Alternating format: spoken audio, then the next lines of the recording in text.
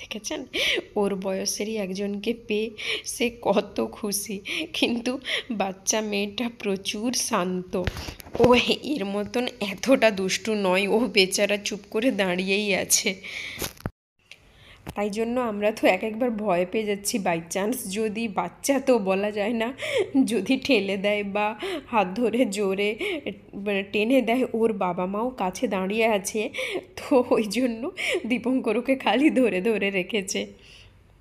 দেখেছেন মলে গিয়ে কেউ এভাবে টেবিলের উপর বসে খেয়েছেন কখনো? দেখে আবার জুতো পরে।